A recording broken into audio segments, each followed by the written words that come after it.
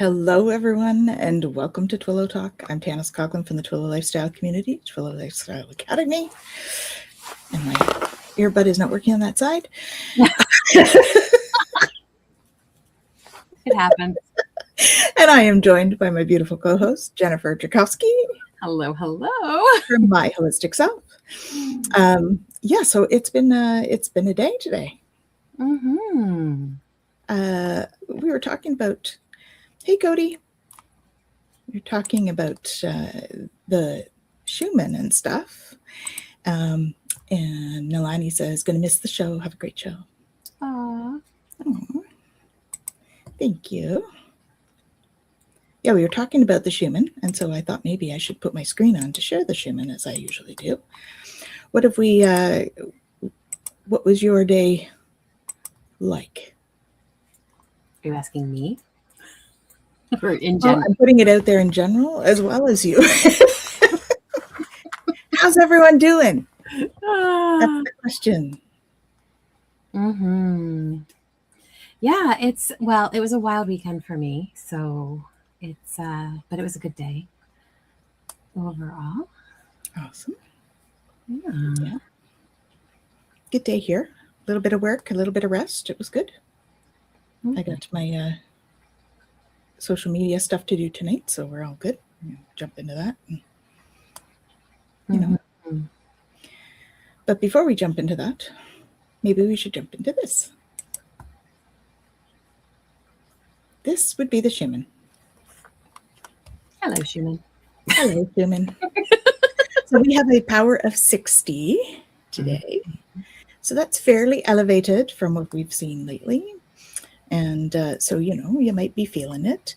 These little lines are pretty interesting, aren't they? Mm-hmm. They're kind of like at even intervals.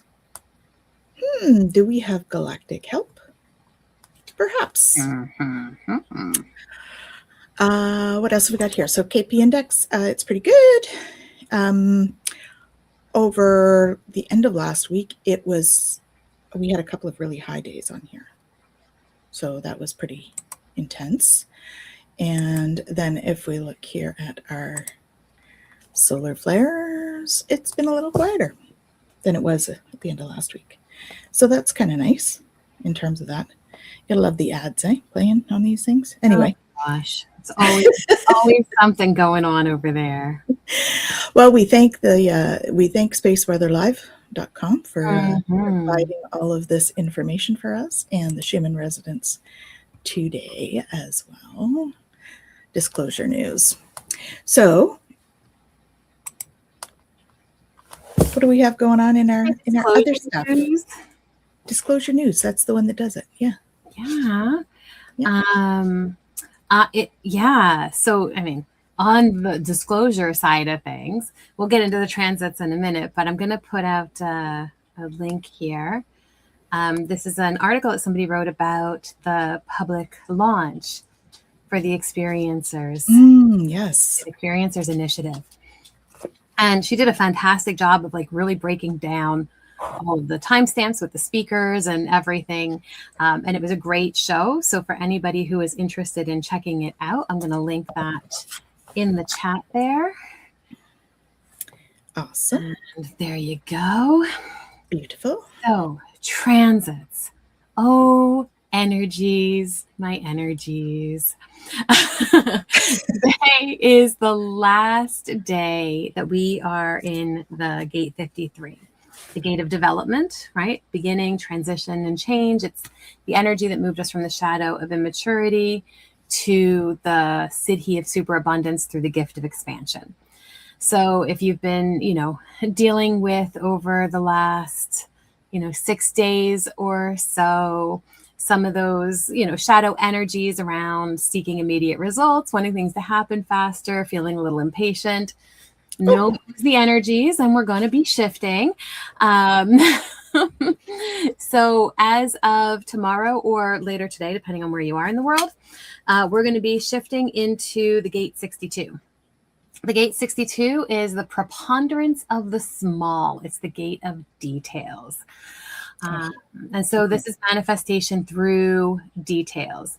I love this, okay, so the shadow of this is the intellect, and the Siddhi is impeccability with the gift of precision. That's that path. But I love Richard Rudd when he talks about this. He's like, stupidity of being clever, focusing on the facts, and the need to be right. Right. That really is the shadow energy here. It's the being the victim of language. So either being obsessive or redundant, which is just like overcorrective. And it's really interesting because we're not quite in the energy yet, but as we're leading into it, I've already had like talks with people recently about like somatic abuse and things like that. So it's really interesting that the energy is like already inching its way in a bit. So maybe you can tell people what that means, somatic abuse. Not somatic, semantic. So semantic. Yeah. So semantics are the way that we say things. And so it's that overcorrection of things in order to manipulate a conversation. Right. So what happens is, let's say, I would say, oh, it's really nice outside, but there's a lot of air blowing. And somebody's like, you mean wind? And I would be like, oh, well, yeah, but it's night. No. And then they'd be like over corrective as opposed to understanding the message or holding space for the conversation to continue. Right. It's that kind of energy where it's like, I'm going to get really caught up on this one thing so that we can't actually have the conversation.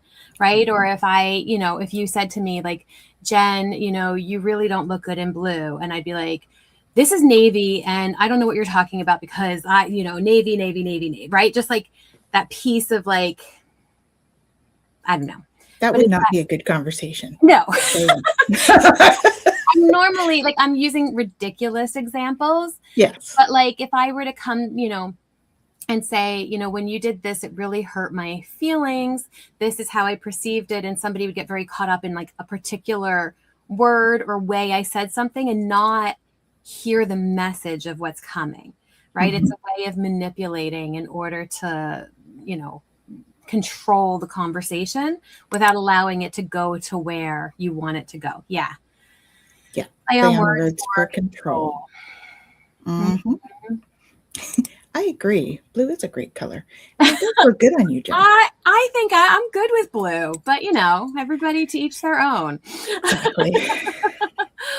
Yes, I'd be shocked at this, Leah, as well. Mm-hmm. She said she was shocked. Yeah. Mm-hmm. Yeah, people say some interesting things sometimes. And I wanted to say hello to Kira. Hello. Hello, Kira. Hello, Kaylee. Hello, Kaylee. And we have Leah. Welcome, Leah. Yeah. And Lori. Hello. Welcome. And of course, we have Jacqueline. So hello. So, yeah. okay. No, I interrupted your thing for this. Oh yeah, no, that's fine. That's fine. Yeah, I said it, and so I figured I'd have to dive into it. Yes. Yeah, so the energy in the 62, what we're moving into is about initiation through awareness. And this is not like grand ideas. It's the small things, right? That's the detail piece. Mm-hmm. And it's the tiny details that we can often overlook or get really stuck in. So, the details around the words we choose, the thoughts that we repeat, the stories we tell ourselves, all of that is a part of it, right? So the idea of like words we choose and the way that can get a little distorted. Again, shadows distort, right? So there is that component to it. But it's also about the quiet assumptions that we're making that are going to shape our experience. Mm-hmm. And so the gene keys through this sequence, it's reminding us that consciousness is revealed in the small moments, right? So not everything needs more thinking. We've talked about this so much on the show. Mm-hmm. I don't need to spend so much time thinking it through. Sometimes I just need a deeper seeing. And so the wisdom that's hidden in the details, and again, it's not about overthinking them, it's about allowing them to come forward. So the shadow energy that could be coming up for you this week is when we live inside the story, right? If I could just figure this out, then it would be okay. If I could just get all the pieces that I need, if I could just whatever, right? That, and the intellect here, it's not about intelligence. It's about what we're identifying with, right? So we can become so entangled in our thinking that we lose contact with the direct experience. The mind is louder than the present moment. And how many people have experienced that, right? The mind being so much louder. This is that anxiety of the past and the future, worrying, being caught up in like, did I come off okay? Did, what I say resonate? Is the person mad at me? And then, this, meeting that's coming up or this thing that I'm doing, and really worrying about that. And we're so often caught up in that loudness of the mind. I never do that. No, never replay conversation or try to predict an outcome. Right? And even that idea of like needing certainty before we're willing to do something. So if this week coming up, you feel like, oh yeah, I am overanalyzing my decisions. I'm mentally rehearsing over and over again. And again, there's nothing wrong with having, okay, what do I want to say? How do I want to say it? Cool. That feels good in my system. Now let me go ahead and do it. It's the ruminating and the perseverating, the over and over and over again piece that becomes that mental noise that doesn't stop. Right? I used to call that my tape recorder because it would just play over and over and over. Well, and I love in ACT, acceptance and commitment therapy, which I use, they talk about that, right? The record or the book, the tape recorder is such a great example. It's like, I don't want to listen to this tape anymore. Like, out you go. And actually labeling it is a great tool for diffusion, because I'm able to go, oh, this is the record about the time when, right? Or maybe I call it like my silly brain or whatever it is, right? But I'm like, nope. I definitely have one of those. And I'm going to take out this one because this is what I want to listen to, right? And we choose what we want to put into the player or put on the recorder, or what book we want to read in that kind of, allegory of thinking and the mind. Mm-hmm. So tiny moments of noticing can change everything, right? This is where thought no longer runs the show. We're letting awareness come into the picture. So this is where the gift of precision comes in, right? Seeing what's actually here. And precision is not perfection, right? I know, again, we can get caught up in all of that, but it's really about presence. If I can be truly present, my awareness becomes steady. I stop filling in all the blanks with assumptions, and I can see what's actually here, right? And I know you've probably done this with clients too. I do it often where I go, is that what you think happened, or is that what actually happened? Yeah. Or like, if somebody's, narrating something and they're like, and then they thought, and I'm like, wait a minute. Did they say they thought that? Hey, what did they do? And let's notice that. And yes, Leah, you can always ask a question. We're not doing card readings or anything today. That's what I was going to say. If it's for but you can always ask a question. You can always ask a question, because we'll talk about just about anything. Well, within reason.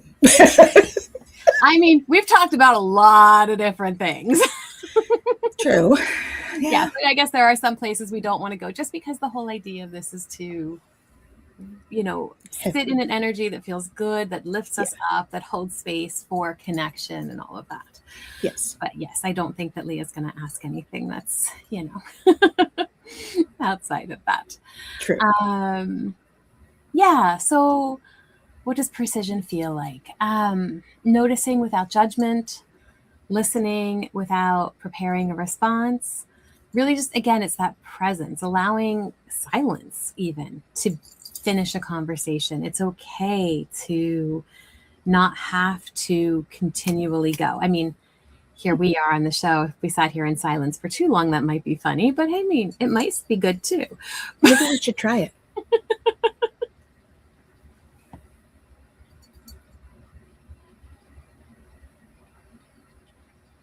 Yeah, no, that's just uncomfortable.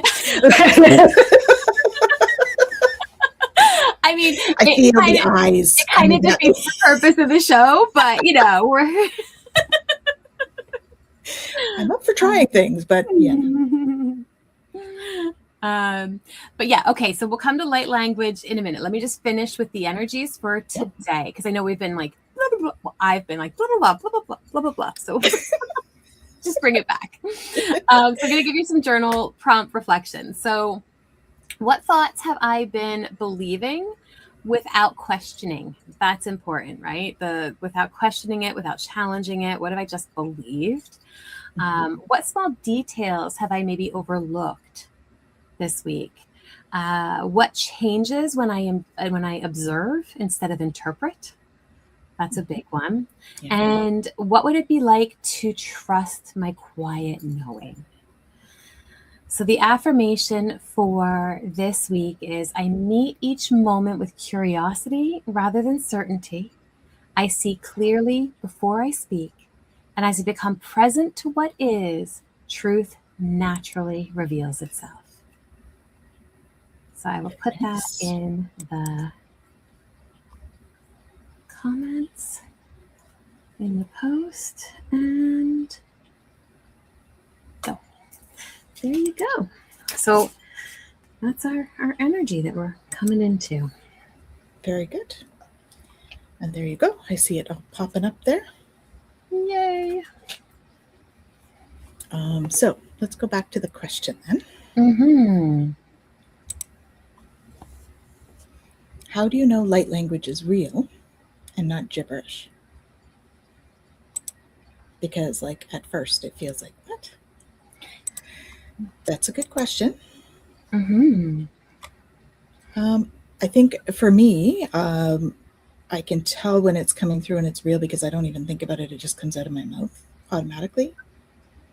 And I'm not, if I'm thinking about it, that would not be something I would say.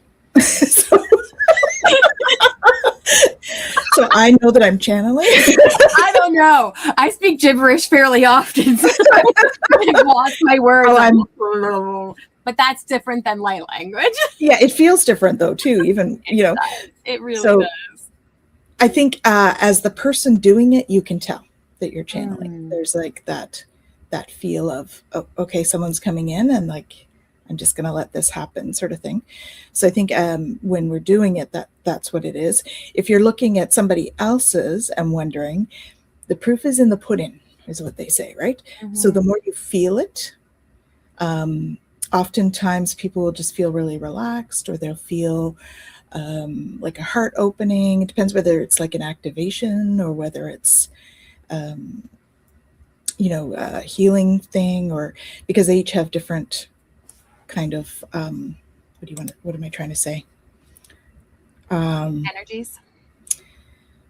Yes, and intentions. Intentions is the word I'm looking for. Yeah. Yes, like Kaylee's saying here, I feel it energetically. Yeah. That's how you can tell it's not just gibberish if you're listening to it. Yeah. Right?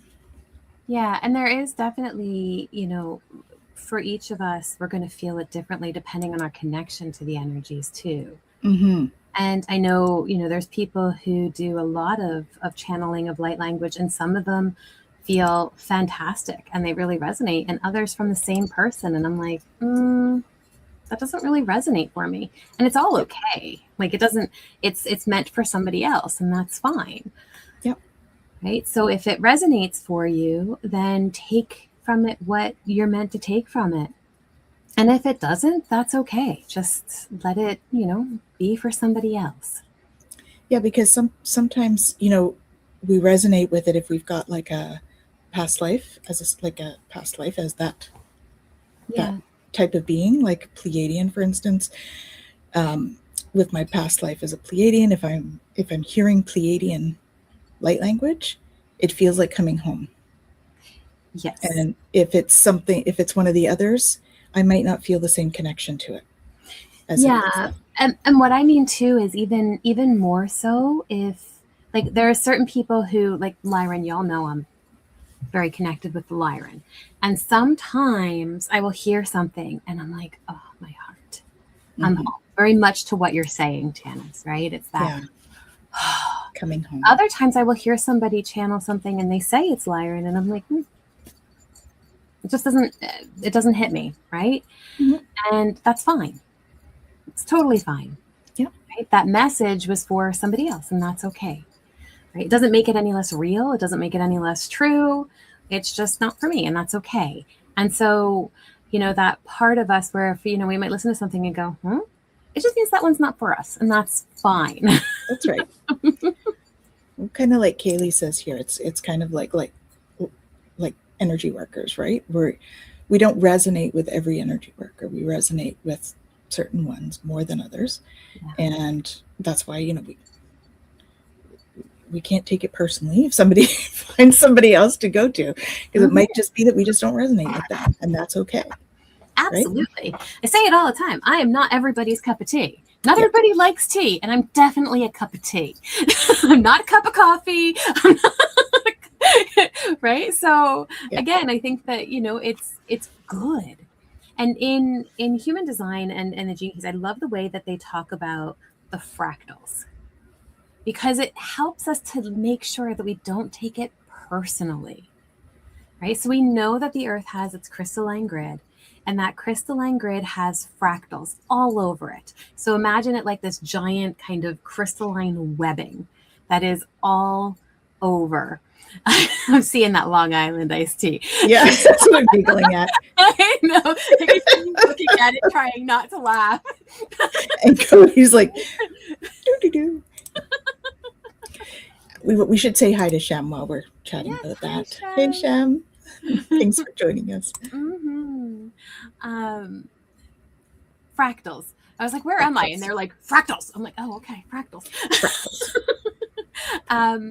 But the beautiful thing of that is that we each have our own fractals. And so we are meant to interact with the people who are on our fractals, and not everybody is on the same ones. We're all on different ones. So even my fractal and Tanys's, they're very similar, and we end up having a lot of the same connections, but they're also there are parts that go off in their own direction. And so people who are not on our fractal, I don't care how hard we try, they're not going to be connected to us. Because we're just not meant to have our energies connected. We might meet and go, but it's not going to be that same kind of energy connection. And so it's going to be the same with everything. Transmissions that come through, messages, downloads, light language, all of it is going to be uniquely our own. And that's a beautiful thing. Does that answer your question? And do we have any other questions? Yeah, we could do a Q&A session. Q&A. We got a bunch of you on here today, so let's do Q&A. What do you want to know? Yeah. We're kind of open books, so what do you want to know? I'm like,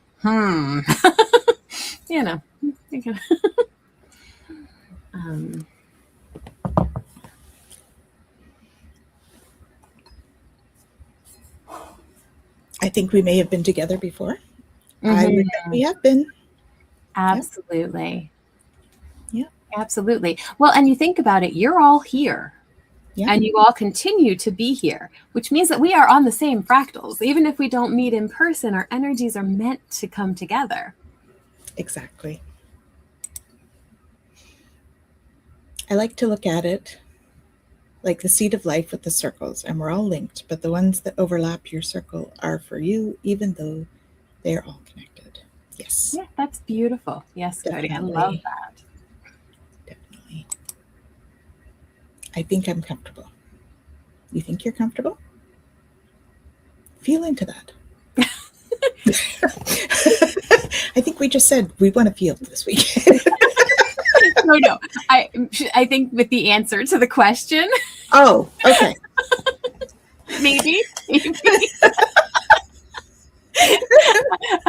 I think that's what that's in relation to. I mean, I also hope you're comfortable. We want you to be comfortable. Take your shoes off, relax, get comfy. Yeah. it's so fascinating too, right? The energy that we're in and the curiosity piece that comes with it. So I like the idea of doing questions. Family? Family. You think we're all family. We are all family. We're soul family. That's why you're here. Is that what you mean? Mm-hmm.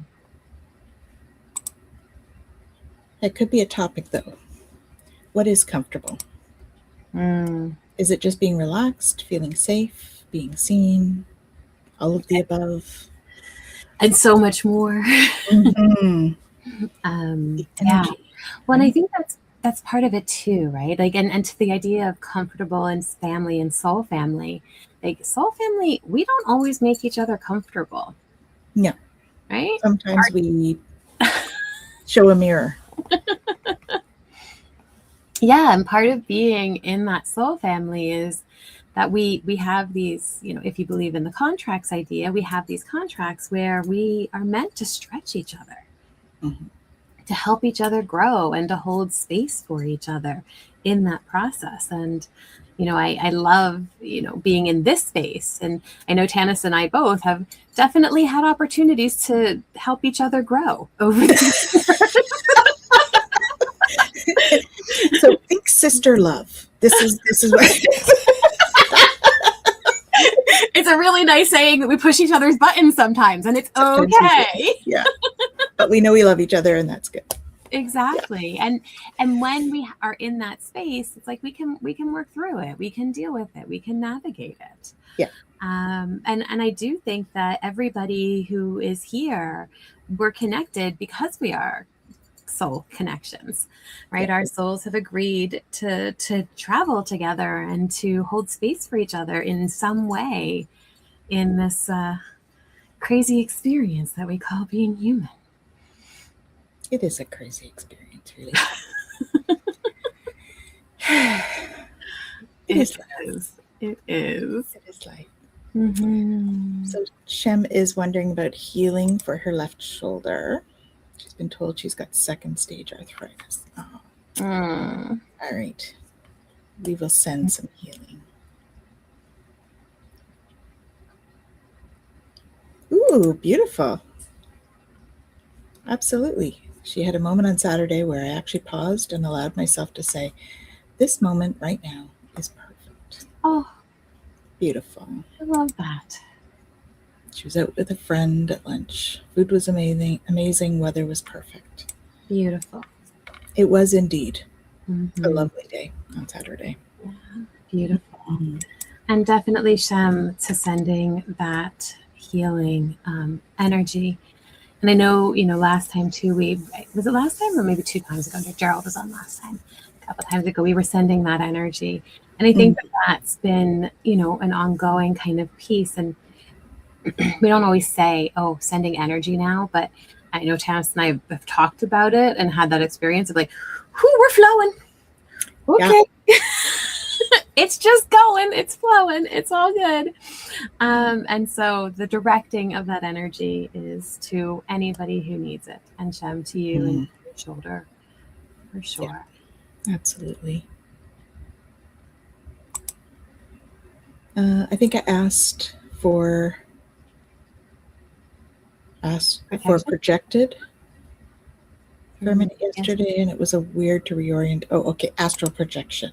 Ah, okay. Astral protected. Projected. It's okay. Autocorrect is a real pain in the bum.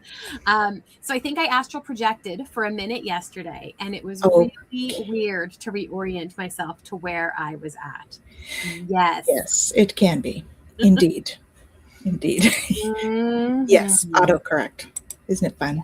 Mm. I know. I said to somebody at one point, sorry that I pocket diapered you. And I'm like, that would never be what I said. I don't know if you're auto-correcting to diapered instead of dialed. Like, that doesn't even work for like, diapered. Anyway, no more pocket diapering. All right. There we go. In her mind, she was in another room. Yeah, so you were still out of your body. Yeah. Still astral projected. Mm-hmm. Mm-hmm. Yeah. Now, have you been doing that more recently? Is it the first time? Kind of what's the experience with that? Because I remember the very first couple times of leaving the body felt so weird coming back into it. The leaving part is like, yeah, we're good. Let's go. But the coming back in, especially when you're not fully back, Mm-hmm. can be a bit off-putting. And like those rough re-entries, you know, when you're in bed and you know you've left your body and you come back and you like do this whole like jerk your body and you're like, whoa, what was that? Rough re-entry. Re-entry. Yeah. Or those times where you're back, but you haven't started the connections back yet. So you're like stuck. You're like, I can't move, I can't do anything, but I know I'm back. That can be a little off-putting too. Yes, absolutely. Mm-hmm. So she says that I think I've done it a few times, but yesterday really caught me by surprise and I noticed it more. Mm-hmm. It took a while to see my surroundings correctly. So that was you coming back and really sort of trying to make those connections, like Jen was saying, again. Yeah. I think, at least for me, when I was first kind of doing it, when I would come back, I would let myself really reintegrate. Start with just like wiggling my extremities, right? Feeling into it before I'd even open my eyes or let myself like take in too much sensory information. Just because it could be really jarring, especially if we don't have control of the body again yet. Well, and the other thing, if you know you're doing it, like if you know you're going to do it on purpose, it looks like that wouldn't have helped you, Kiara, in this circumstance. But I always put a grounding cord down and anchor myself into the earth around the central core. That way I know where to come back. I mean, you're going to know where to come back anyway.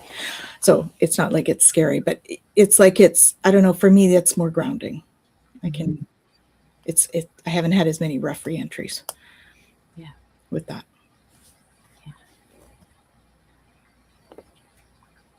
Yeah. Okay. Interesting. Yep. Okay, she's watching a show on YouTube and got thinking about something, and then the mind traveled. Yep. Yeah. Did you go to the show? Did you go to where they were? Because that happens.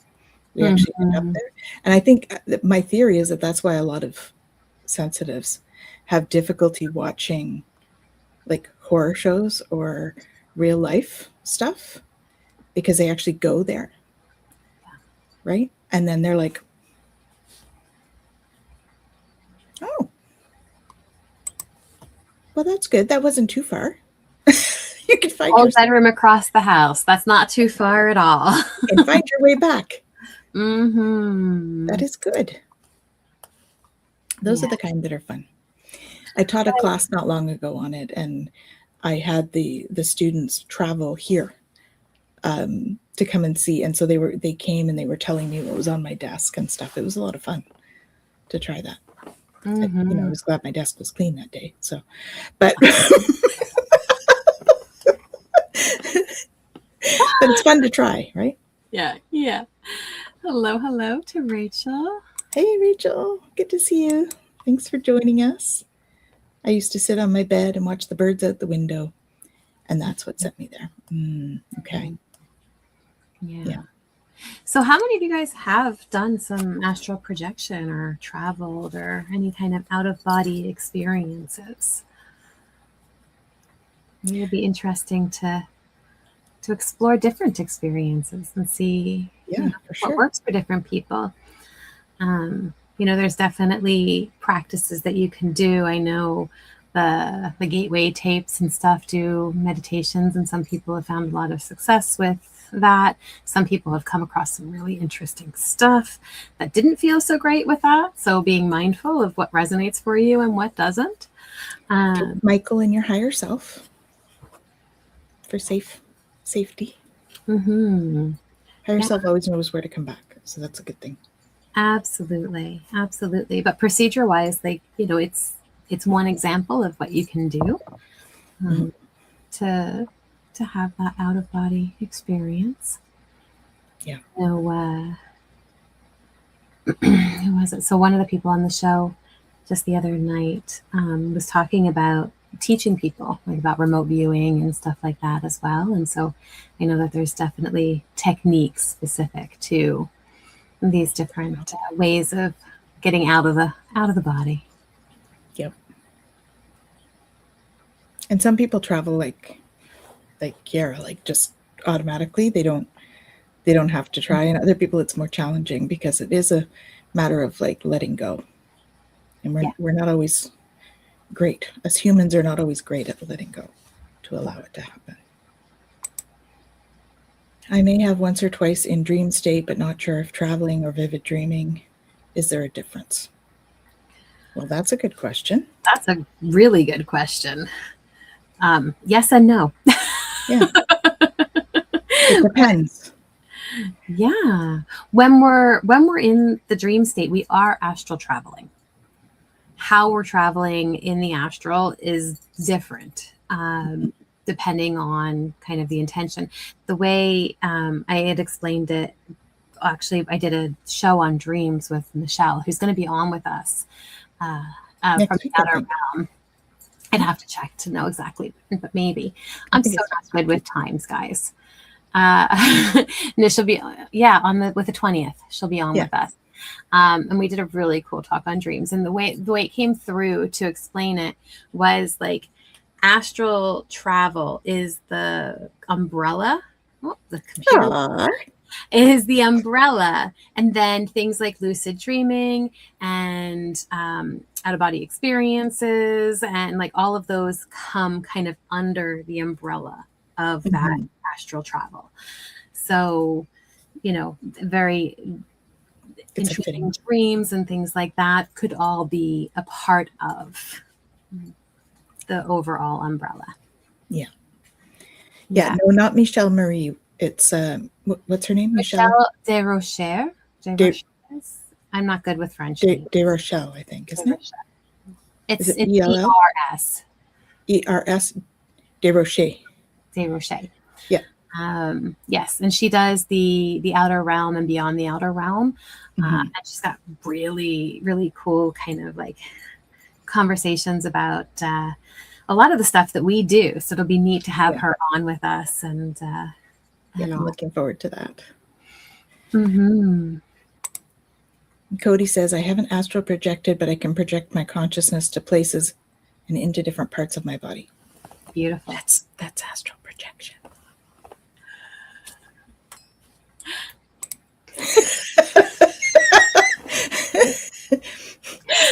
Yeah, we're not talking about bilocating, which is a completely different thing. Where like physically you're boom into places. Like we're talking about, and you can astral bilocate, but like you can, yeah. But no, anytime your consciousness is going anywhere, you're astral traveling. Yep. Yeah, absolutely. Sorry, you put Kira's up, and I just kept on going with Cody's. It's okay. It's okay. I know Insidious the other day was nice because I understood it more. The boy in the movie was basically lost in an astral plane. Yes. So that happens sometimes when people are in a coma, they're lost in the astral. So sometimes we need to pull people back from the astral in that way, in that situation. Yeah. So I dreamed crazy, vividly, psychically. I had a dream about many things happening before they did. Yes, I feel like I get stuck in dreams and that it's work. So maybe I'm doing it wrong. No, it sounds like you're doing it right. But getting stuck in them, that's just about the lucidity, right? And we're not always lucid when we're in them.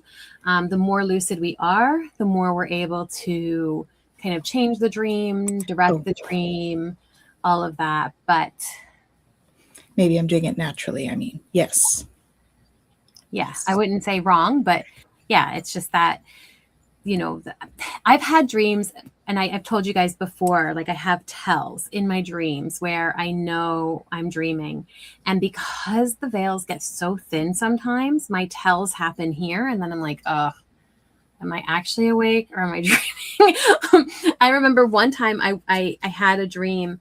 And so my tells normally are like, technology does not work. I can never make a phone call in the astral.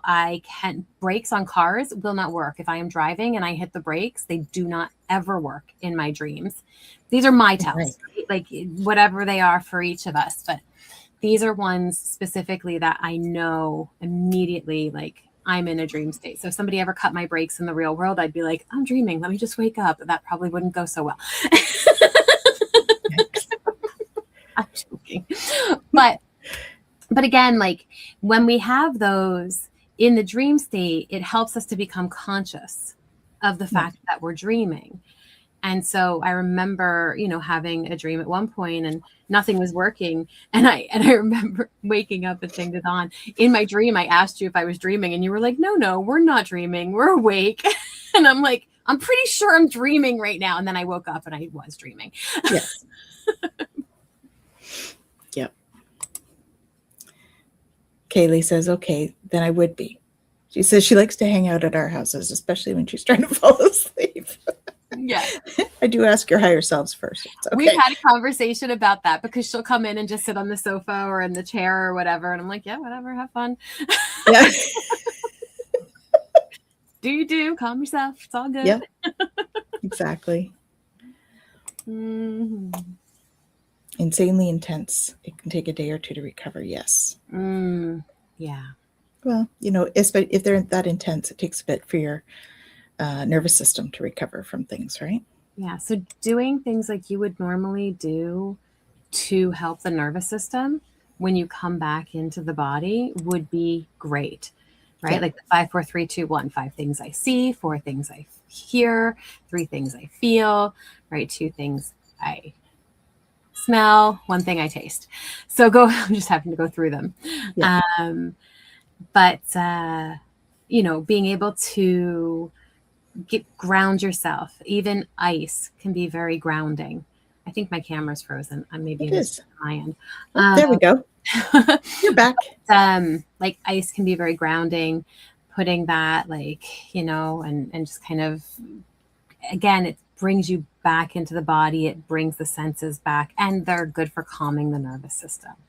So, good tools to use when you're, So keep ice in your freezer. Mm-hmm. And Cody says, I haven't felt the experience of leaving the body yet, but I have experienced a vibrational state, but haven't left. Mm-hmm. Yeah. Okay. Yeah. And Rachel says, I actually feel like losing Ozzy has opened me. Ollie, not Ozzy, Ollie has opened me up so significantly with that stuff. Mm-hmm. She's walking on the trails right now.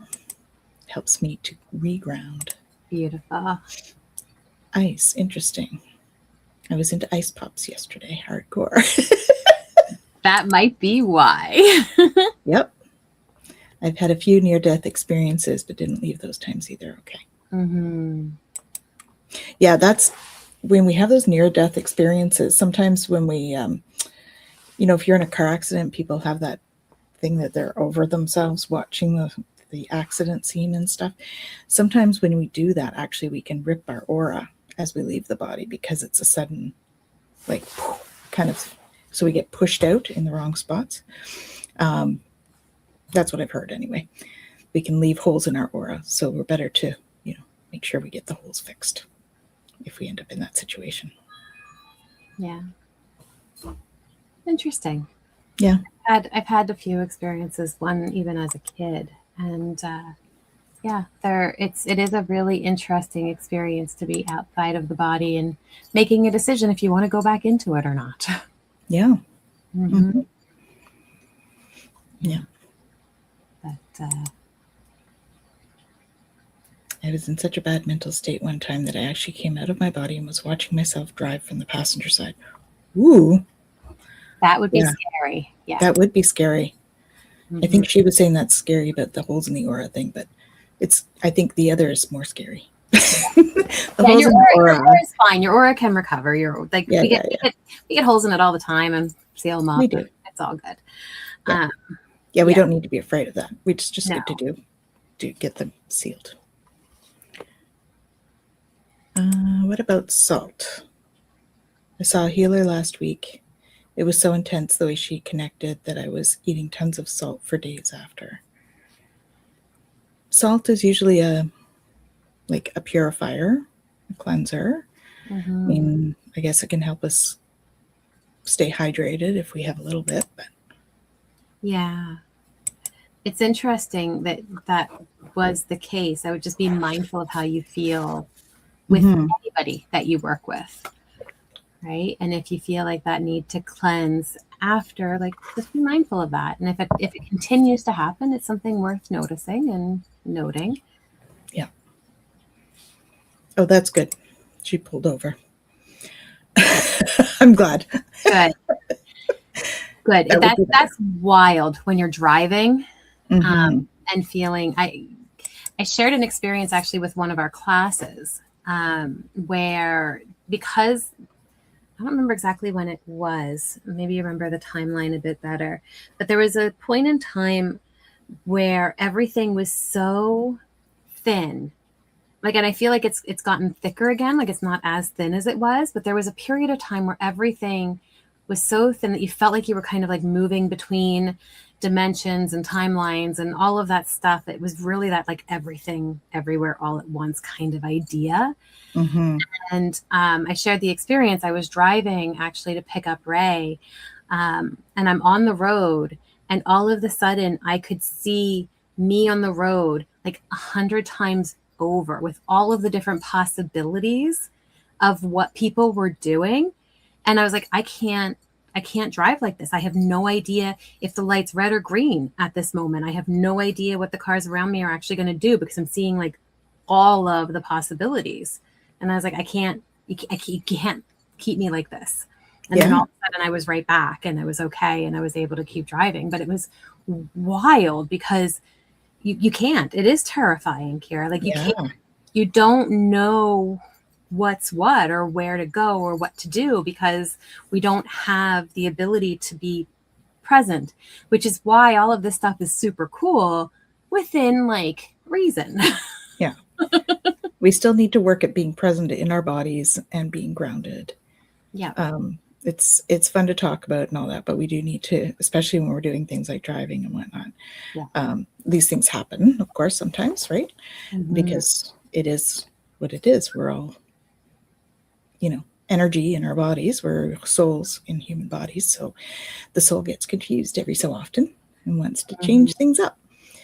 So, well, that's good. I'm glad she was fantastic.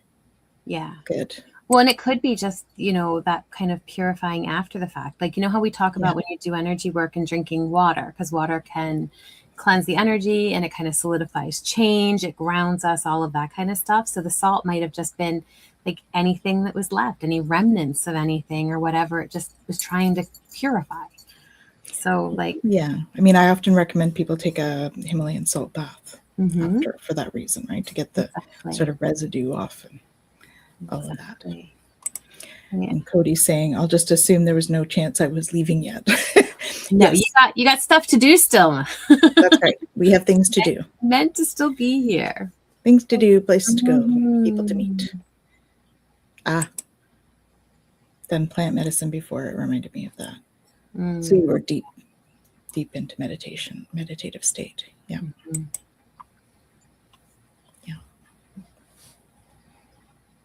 Yeah, it's fascinating. I mean, when you first start doing journey work, it's like that. You're in this space that's unfamiliar when you first start, and you're not quite sure what that means or what you're supposed to do there, or why am I here? If you do get used to it though, after a while, the journey work becomes so natural. I do it now without even thinking about it. So it does become natural. But at first it's very off-putting. Yeah. Or when you first start seeing the other dimensions. You know, I remember when I first started seeing ghosts, Mm-hmm. and I was like, what is going on? I'm seeing all this stuff. I had to like call my Reiki master and go, Susan, what's going on? I remember there was one day my son was house sitting. He's a sensitive too. And he called me and he's like, there's a man standing in my bedroom looking at me. And I said, okay, is this in the physical or not? Because it's a different response you're going to get. It was not. Right. So it's staring at you in the physical. Yeah. I figured if he was calling me and not the police, that it was likely not the physical. But too funny. Yeah. Well, I think most people do, Rachel, you know, because it's something that's unknown and we get afraid of the unknown. Yeah. And the sensationalism in movies and everything else that make it so it's scary. I remember, again, I've shared, like I've seen things since I was a little kid, and it was terrifying when you don't have context and you don't know. And the only things that you do know are like scary stories that people tell you and stuff like that. Like it can be, you know, our nervous system also doesn't know how to handle things that we don't understand. And when the only reference point is, you know, movies that make ghosts out to be bad guys, right? Like, of course, our nervous system's going to go, "Oh, not safe, not safe, not safe." Yeah, exactly. I started discussing that with clients in a way that it's like ghosts are kind of like, you know, being at the mall, because some of them might be angry, but most of them are just lost and not sure where they're going. So they're wandering like in the mall. So, you know, I mean, the percentage is the same. They're people. So the percentage is about the same. You just pretend you're in the mall. Yeah. I do traffic control. That's all. Into the light. Go into the light. Well, and that's mall world, right? I remember we were talking about that. Michelle and I were talking about that. Like in the dream state, there's so many people who've gone to this mall world that has everything in it, right? And it's a place where people are recognizing that, wait a minute, when I'm in the dream state, I'm actually connecting with other people. Like this isn't just some weird random thing. Like, yeah. And exactly. People have, you know, connected in the dream state and then connected in the real world and went, oh, so this is legit. This is real. Like we're actually meeting in the astral. Yep. Yeah. Mm-hmm. I know we've done that lots. Yep. I'm very sensitive, but I love dark, scary stuff. But I can't stand the real violence and fighting, etc. Yeah. Mm-hmm. Well, and that may be because you're astral traveling more than you think. Because really, when we're seeing scary stuff in movies and stuff, if you're actually astral traveling there, then you know that it doesn't feel real. Right? But if you're actually dealing with fighting or dark violence and stuff, and you're astral traveling there, then it's going to feel more. It feels it. For sure.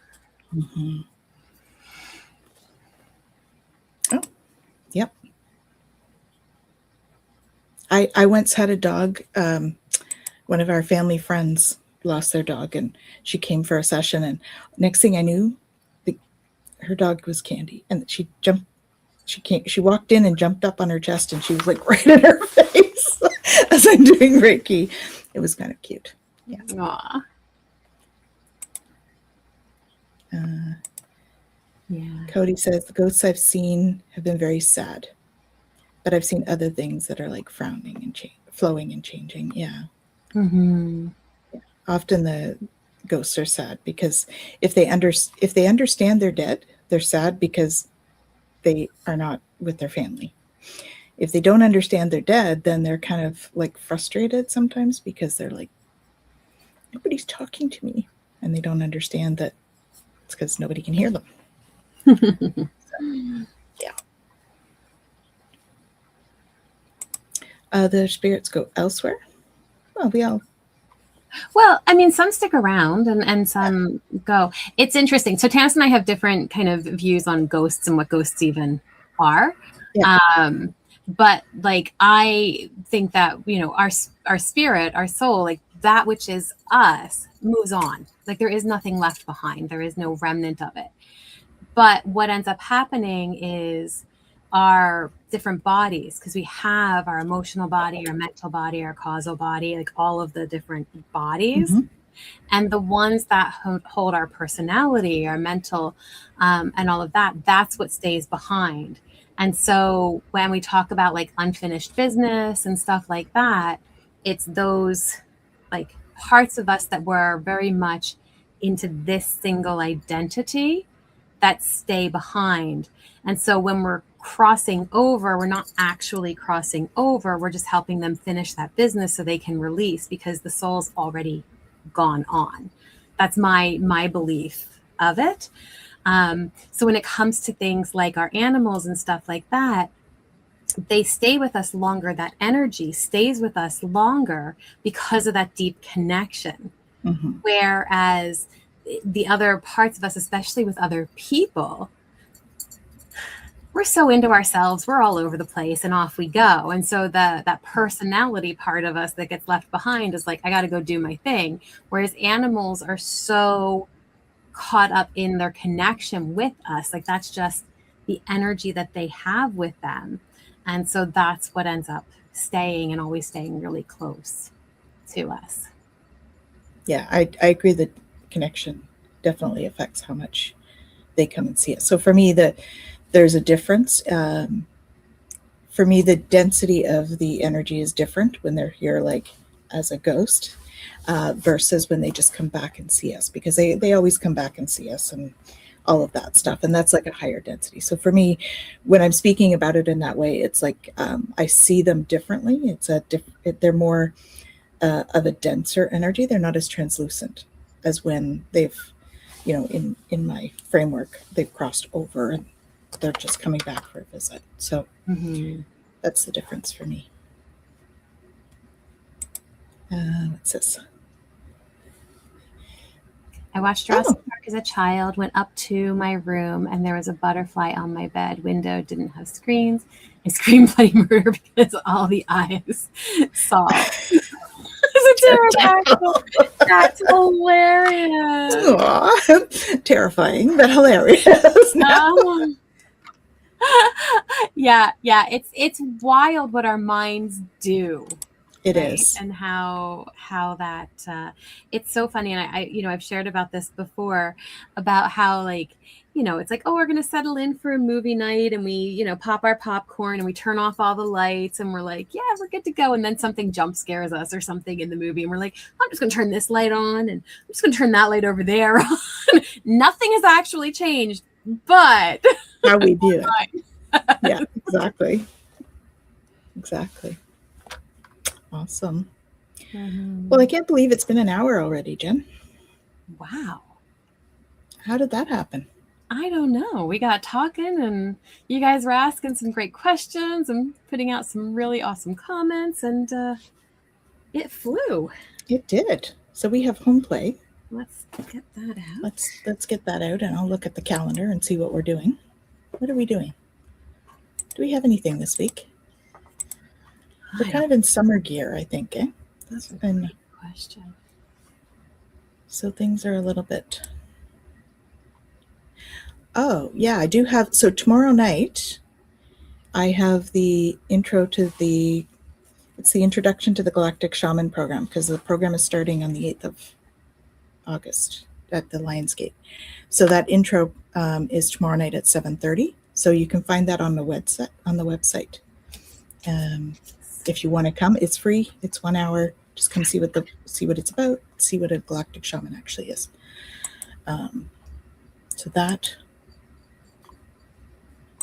I have Kabbalah, but that's not anything there. We have support group this weekend with Beyond Being Human. So beyondbeinghuman.net. .org. Support-groups. There you go. So that's at 7:30 on Saturday. So you can come and hang out with us and chat, like on Zoom. Yeah. Oh, we do have Reiki share on Friday. That is true. We have in-person Reiki share on Friday because I am on vacation when it's supposed to happen next week or the week after. That is next week already. Oh, look at that. It's it's time is Time flies. It's an interesting thing. Yep. All right. So the card we got is Follow the Cycles. Follow the cycles. And this is interesting. So the Sunday energy update, which I put out late, my apologies, and then the Mystic Monday message that came out today has to do with like noticing those cycles, that change that's coming, right? Like that part of us that wants to emerge. So follow the cycles. Everything in life has a season. You are a child of creation, but your body is made of the earth. Mother Earth's children are created within the great cycles of life. You are built to flow in cyclical rhythms. Are you out of sync with the sacred feminine flow of life? Every season has a natural length and serves a sacred purpose. Are you pushing forward on a project or relationship when all the signals say slow down? There is no need for great effort. The cycles of life are effortless in that they happen naturally and organically. When you are experiencing struggle, your sacred masculine drive might be forgetting to listen to your sacred feminine cycles. Listen to the signals of stress being sent from your body and your emotions. Stress is a message that you are moving against the current of the natural cycles.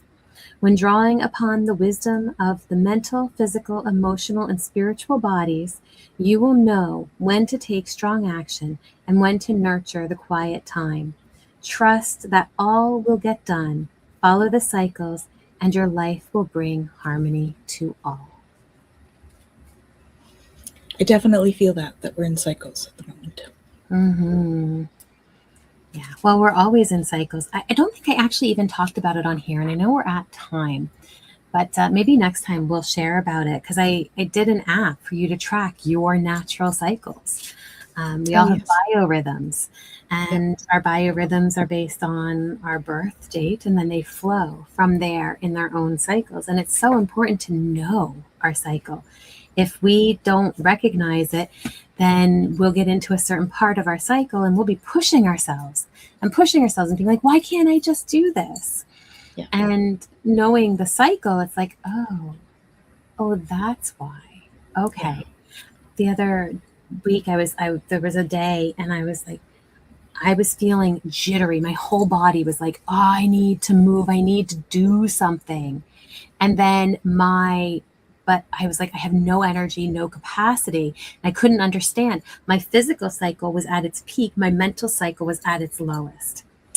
So that'll do it. I had the energy, but I had no capacity to figure out what to do with it.